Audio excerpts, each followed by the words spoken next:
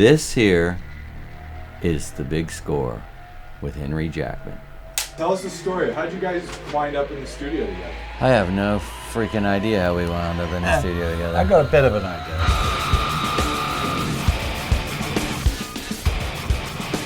It was like a dream team session where instead of having like a session drummer and a session guitar player, you've got like Wes and John and Sam on bass, only you've got like Limp Bizkit to play with. My name is Henry Jackman and I scored Battlefield 6.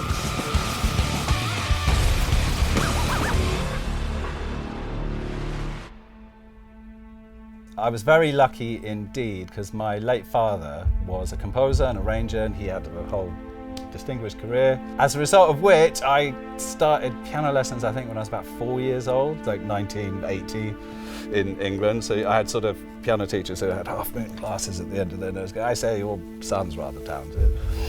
I then went to what would now seem like a extraordinarily repressive school. It's a boarding school, but I loved it. Like imagine Harry Potter, only instead of magic, it's music.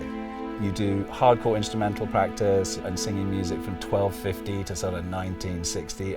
And then the rave revolution started. And suddenly I wasn't interested in Rachmaninoff or Brahms or Scriabin or Debussy or anything like that. Everything coming out of my bedroom was now going and my parents were like, oh my God, what's happened? So I ended up with these kind of schizophrenic pots of influence. But all of this ended up being really cool secret ingredients for film music, like way down the line, or indeed video game music. Battlefield 6 and the fan base that goes with it. This will be a musical conversation, but there's more than just music to think about. The clue's in the number, right? 6. So what does that mean? That means it is A, phenomenally successful, B, people love it, and C, by now there are musical elements to it that should not be discarded. But then you can't be so conservative with a small c that you're not moving it on. Almost like a sort of giant remix artist, you know what I mean?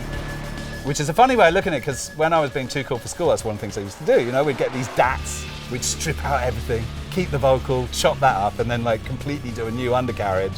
Because the idea of remix is there's something about the initial melody or the lyric. In this case, there are elements about Battlefield that it would be arrogant and politically foolish to jettison. In a really early meeting, I just threw out, has anyone got like a sentence or a keyword? And I guess it not being a romantic comedy, it being a video game, the word that came out straight away was destruction. And it really helped me in terms of the sound design. For example, I would record a drummer, I would get a beat that I liked, then I would recycle it and chop it and change the pattern of it, then shove it into huge amounts of real distortion, not plugins, like into outboard kit. Then I'd shove it into some secret equipment I'm not going to tell you too much about that was constructed in 1966. There was a lot of aggression techniques in the engineering and the production of electronic elements. It's not polite. This is the sonic approach that works for this game. We're kind of getting to the end, and I'm sort of thinking, hey, you know, we're nearly in the clear here. But then there's this idea, well, you know what? There is definitely a bit of a rock thing going on in there. That rock vibe? Would it be completely crazy? Is there any mileage in trying to think of some crazy collaboration with a band that's anarchic, that's obviously got serious rock credentials, creatively humble enough to want to get into a collaboration that maybe isn't exactly what they normally do? So then the next thing I'm hearing is, well, what about Limp Bizkit? To which I go, yeah.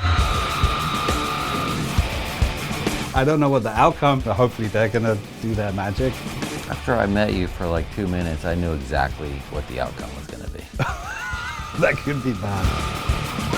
You asked the magic question. Hey, should we start from scratch or we just work from here? We're gonna work from what's here, let's go. But what was cool about what we then started doing is we kind of cleared some space out of the track and just got each member of the band in and gave them the space and time to just do what they do. So John goes out to the drums, we punch in to record, and he just launches into battle as if like he literally is Battlefield 6. And everyone who knows Battlefield will know the ga-gung, gung, ga-gung, gung.